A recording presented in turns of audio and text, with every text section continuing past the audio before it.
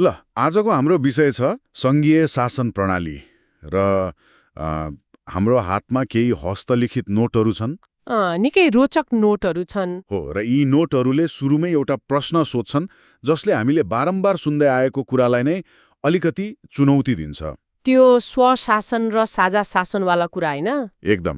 हामी सधैँ सङ्घीयतालाई self rule and सेयर्ड रुलको संयोजन भनेर बुझ्छौँ, तर आजको हाम्रो स्रोतले सोधेको छ कि यति मात्रै हो त, कि योभन्दा गहिरो केही छ? हो, र आज हामी यही कुरामा अलिक गहिरिएर कुरा गर्नेछौँ। हाम्रो उद्देश्य नै यी नोटहरूको आधारमा सङ्घीयताको यो जटिलतालाई बुझ्नु हो। यसको सैद्धान्तिक पक्ष मात्रै होइन, व्यवहारमा के हुन्छ, यसका सबल र दुर्बल पक्षहरू के हुन्, सबै पहिल्याउने कोसिस गर्नेछौँ। ल सुरु गरौँ त्यसो भए। ल, नोटको पहिलो पानामै प्रश्न छ, सङ्घीय शासन प्रणालीलाई सेल्फ रुल एन्ड सेयर्ड रुलको संयोजन भन्न मिल्छ? यो त हामीले सधैँ सुन्ने गरेकै वाक्यांश हो, तर के यतिले मात्रै यसको पूरा अर्थ लाग्छ त? यो वाक्यांश अब सुरुवाती बिन्दुको लागि त राम्रो हो। यसले सङ्घीयताको भावनालाई, यसको आत्मालाई त छुन्छ, तर यसको पुरा शरीर, यसको संरचनालाई बुझाउन चाहिँ यो पर्याप्त छैन। मतलब यो एउटा नारा जस्तो मात्रै भयो? केही हदसम्म। नोटहरूले पनि त्यही भन्छन्। सङ्घीयता कुनै राजनीतिक दर्शन मात्र होइन, यो त संविधानमा कुदिएको एउटा इन्जिनियरिङ हो, एउटा ब्लुप्रिन्ट हो। इन्जिनियरिङ हो, यो शब्द एकदम सटिक लाग्यो मलाई। किनभने नोटहरू अनुसार सङ्घीयता भनेको संविधानले नै बनाएको कम्तीमा 2 तहको सरकार भएको प्रणाली हो। हो, र यहाँ महत्त्वपूर्ण कुरा के छ भने त्यो अधिकार केन्द्र सरकारले दिएको दान जस्तो होइन। लौ तिमीहरूलाई यति अधिकार दियौँ भनेर दिएको जस्तो होइन। होइन, यो त संविधानले नै किटान गरी दिएको हो, जसलाई केन्द्रले चाहँदैमा खोज्न सक्दैन। हो, अनि यहीँनिर स्वायत्तता वा अटोनमीको अवधारणा आउँछ, होइन त? एकदम। संविधानले नै तल्लो तहका सरकारहरूलाई राजनीतिक, प्रशासनिक अनि वित्तीय रूपमा आफ्नो खुट्टामा उभिन सक्ने अधिकार दिएको हुन्छ। भनेपछि उनीहरू आफ्नो क्षेत्रमा आफै कानुन बनाउन सक्छन्, कर उठाउन सक्छन्, विकास योजनाहरू लागू गर्न सक्छन्। हो, यही नै हो सेल्फ रुलको वास्तविक अभ्यास। तर यो त भयो सिक्काको एउटा पाटो। त्यो सेयर्ड रुल मतलब साझा शासन चाहिँ कसरी देखिन्छ त व्यवहारमा? त्यो पाटो झन रोचक छ र अलि जटिल पनि।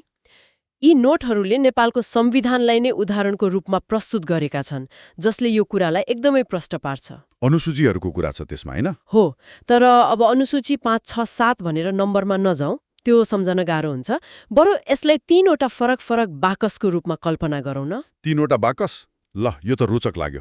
खोलौ त के छ त्यसमा? ल, पहिलो बाकसमा ती अधिकारहरू छन् जुन केवल केन्द्र सरकारको, मतलब सिंहदरबारको मात्रै हो। जस्तै देशको रक्षा गर्ने, पैसा छाप्ने अनि परराष्ट्र सम्बन्धका कुराहरू। यी विषयमा प्रदेश वा स्थानीय तहको कुनै भूमिका हुँदैन। यो नितान्त केन्द्रीय मामिला भयो। ठिक छ, त्यो त स्पष्ट भयो। अब दोस्रो बाकस। दोस्रो बाकसमा ती अधिकारहरू छन् जुन प्रदेश वा स्थानीय तहको मात्रै हो। जस्तै अब प्रदेश प्रहरी, स्थानीय सडक, खानेपानी, आधारभूत स्वास्थ्य र शिक्षा। यी विषयमा उनीहरू पूर्ण रूपमा स्वायत्त छन्, आफ्नो नीति आफै बनाउँछन्। यो नै स्वशासनको मुटु हो। भनेपछि पहिलो बाकस केन्द्रको, दोस्रो बाकस प्रदेश र स्थानीय तहको, अब तेस्रो बाकस। हो, सबैभन्दा महत्त्वपूर्ण र धेरै जसो विवाद हुने ठाउँ नै यही तेस्रो बाकस हो। साझा अधिकारको सूची, होइन त? ठ्याक्कै। यो तेस्रो बाकसमा ती विषयहरू छन् जसमा सङ्घ, प्रदेश र स्थानीय तह तीनवटैको अधिकार हुन्छ। जस्तै शिक्षा, स्वास्थ्य, वन। हो, वातावरण संरक्षण। अब सोच्नुहोस् त, एउटै जङ्गल वा नदीमा तीनवटै सरकारको अधिकार हुँदा के हुन्छ? हो, यहीँनिर हो सेयर्ड रुलको वास्तविक परीक्षा हुने। एकदम। सहकार्य, समन्वय र सहअस्तित्वको सिद्धान्तले काम गर्नुपर्ने ठाउँ यही हो। यदि यो तेस्रो बाकसको व्यवस्थापन राम्रो भएन भने सङ्घीयताको इन्जिन नै बिग्रिन सक्छ। त्यसो भए यी नोटहरूको तर्क के हो भने सङ्घीयताको सफलता वा असफलता त्यो साझा अधिकारको बाकसलाई कसरी व्यवस्थापन गरिन्छ भन्नेमा धेरै हदसम्म निर्भर गर्छ। हो, यो केवल अधिकार बाँड्ने प्रणाली मात्र होइन, यो त सँगै मिलेर काम गर्ने संस्कृति पनि हो। ल, यो त भयो प्रणालीको संरचना। तर यति जटिल प्रणाली देशहरूले किन अपनाउँछन् त? यसका फाइदाहरू के हुन् भनेर पनि नोटहरूमा लामो सूची छ। पहिलो र सबैभन्दा आकर्षक फाइदा त यसले सरकारलाई नागरिकको घर दैलोमा पुर्याउँछ। सिंहदरबारको अधिकार गाउँमा पुग्छ भन्ने जुन हाम्रो सपना छ त्यसको आधार यही हो। हो त्यो त हो, तर नोटहरूले तुरन्तै यसको अर्को पाटो पनि देखाउँछन्। सरकार घर दैलोमा पुग्नु आफैमा राम्रो कुरा हो, तर त्यो घर दैलोमा पुगेको शक्ति कसको हातमा पर्छ त?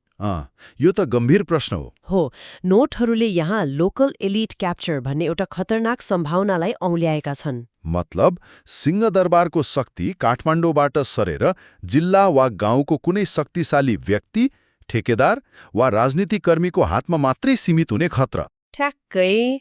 अधिकार त विकेन्द्रित भयो, तर त्यो जनताको हातमा नपुगेर स्थानीय सम्भ्रान्त वर्गको कब्जामा पुग्यो भने के गर्ने? यो त उही साना राजाहरूको उदय जस्तै भएन र? यो त निकै गम्भीर चुनौती रहेछ। अधिकार नजिक आउनु र जनताको पहुँचमा आउनु फरक कुरा हो। हो नि। नोटहरूमा अर्को एउटा सबल पक्ष पनि उल्लेख छ। यसले तहगत सरकारहरूबीच शासन र विकासमा एक किसिमको स्वस्थ प्रतिस्पर्धाको वातावरण सिर्जना गर्छ। एउटा प्रदेशले राम्रो काम गर्यो भने अर्कोलाई पनि राम्रो गर्न दबाव पर्छ। हो, जसको फाइदा अन्ततः नागरिकलाई नै हुन्छ। सैद्धान्तिक रूपमा यो कुरा एकदम सही हो, तर व्यवहारमा यो स्वस्थ प्रतिस्पर्धा सजिलै अस्वस्थ प्रतिस्पर्धामा बदल्न सक्छ भनेर पनि नोटहरूले सचेत गराएका छन्। कसरी?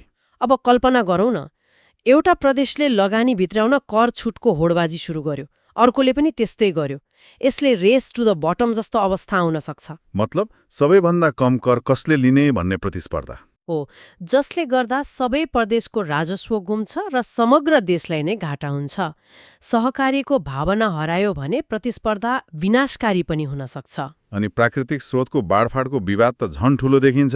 नोटमा यसलाई प्रमुख चुनौतीको रूपमा राखिएको छ। त्यो त छँदैछ। जस्तै प्रदेश कमा मुहान भएको नदी प्रदेश ख हुँदै बग्छ। यदि प्रदेश कले त्यो नदीमा ठूलो बाँध बनाइदियो भने प्रदेश खको सिंचाई र पानीको स्रोत सुक्न सक्छ। हो, यस्तो विवाद कसले र कसरी समाधान गर्ने? हो, प्रश्न यही हो। यहीँनिर हो त्यो साझा शासनको संयन्त्र बलियो हुनुपर्ने। यदि त्यस्तो संयन्त्र छैन वा कमजोर छ भने यस्ता विवादहरूले प्रदेश बीच ठूलो द्वन्द्व निम्त्याउन सक्छन्। त्यही भएर नोटहरूले एकात्मक प्रणाली भन्दा संघीय प्रणालीमा शासन गर्न गाह्रो छ भनेर स्वीकार गरेका रहेछन्। हो, किनभने यहाँ निरन्तर संवाद, सहमति र सम्झौता चाहिन्छ। यो अटो पाइलटमा चल्ने प्रणाली होइन। यी नोटहरूमा संघीयताको एउटा यस्तो फाइदा पनि उल्लेख छ जुन प्राय चर्चामा आउँदैन। त्यो हो यसले निरङ्कुशताको विकास हुने सम्भावनालाई कम गर्छ। यो एकदमै महत्त्वपूर्ण पक्ष हो। जब शक्ति एउटै केन्द्रमा हुँदैन, विभिन्न तहमा बाँडिएको हुन्छ, तब कुनै एक व्यक्ति वा समूहले पूरै देशमाथि तानाशाही लाद्न गाह्रो हुन्छ। यो संघीयताको सबैभन्दा बलियो लोकतान्त्रिक पक्ष हो। शक्ति पृथकीकरणले सरकारलाई नियन्त्रण र सन्तुलनमा राख्छ। तर हेर्नुस् न, नोटहरूले यहाँ पनि एउटा चेतावनी दिएका छन्। के रहेछ त्यो? कहिलेकाहीँ यही पहिचान र स्वायत्तताको अधिकारको नाममा विखण्डनको प्रयास समेत हुन सक्ने खतरा रहन्छ। आत्मनिर्णयको अधिकारको मागले राष्ट्रिय एकतालाई नै चुनौती दिन सक्छ। यो त निकै संवेदनशील कुरा हो। हो, अधिकारको माग र राष्ट्रिय अखण्डता बीचको सन्तुलन कायम राख्नु नै संघीय प्रणालीको सबभन्दा ठूलो परीक्षा हो। अर्को एउटा व्यावहारिक समस्याबारे पनि नोटमा चर्चा छ, ओभर गभर्मेन्टको समस्या। चाहिने भन्दा बढी सरकारको संरचना। केन्द्र, प्रदेश, स्थानीय तह, यति धेरै सरकार, मन्त्री, कर्मचारी पाल्दा देशले धान्न सक्छ कि सक्दैन भन्ने प्रश्न पनि त उठ्छ नि। यो एकदमै जायज प्रश्न हो र यसले अर्को समस्यालाई पनि जन्म दिन्छ। त्यो हो उत्तरदायित्वको अभाव। एउटाले अर्कोलाई दोष दिएर पन्छिने प्रवृत्ति। ठ्याक्कै। जब धेरै तहका सरकारहरू हुन्छन्, कुनै काम बिग्रियो भने एउटाले अर्कोलाई दोष दिन्छ। सडक बनेन भने प्रदेशले केन्द्रलाई दोष दिने, केन्द्रले स्थानीय तहलाई देखाउने, अनि अन्त्यमा गल्ती कसको हो भनेर नागरिकले ठम्याउनै सक्दैनन्। हो, यसरी राजनीतिक उत्तरदायित्व कमजोर हुँदा लोकतन्त्र नै कमजोर हुन्छ। त्यसो भए आजको यो गहिरो छलफलको सार के हो त?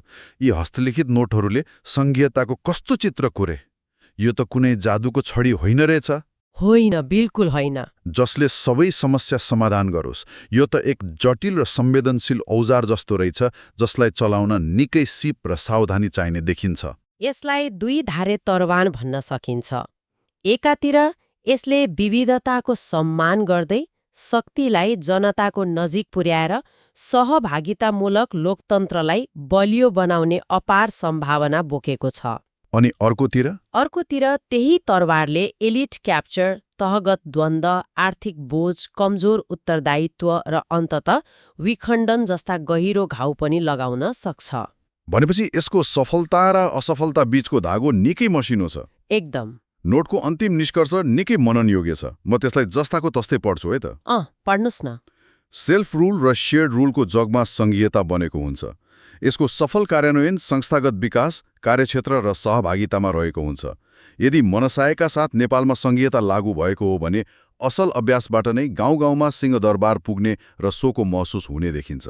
यो निष्कर्षले हामीलाई एउटा धेरै महत्त्वपूर्ण प्रश्नमा ल्याएर छोडिदिन्छ। कुन प्रश्न? नोटको अन्त्यमा भनिएको त्यो असल अभ्यास भन्ने शब्द सुन्दा जति सरल लाग्छ, यो त्यति नै जटिल छ।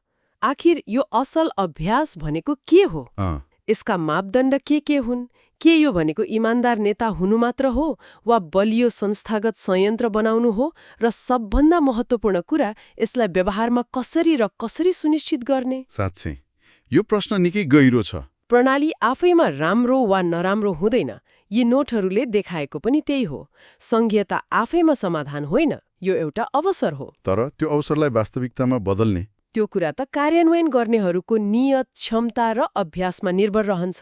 सायद अबको हाम्रो बहस सङ्घीयता ठिक कि बेठिक भन्ने भन्दा पनि सङ्घीयताको सफल कार्यान्वयनका लागि चाहिने असल अभ्यासहरू के हुन् र त्यसलाई कसरी संस्थागत गर्ने भन्नेमा केन्द्रित हुनुपर्छ। भनेपछि यी नोटहरूले हामीलाई जवाफभन्दा पनि सही प्रश्न सोध्न सिकाए। हो, मलाई त्यस्तै लाग्छ। सही प्रश्न सोध्नु नै आधा जवाफ हो, होइन र?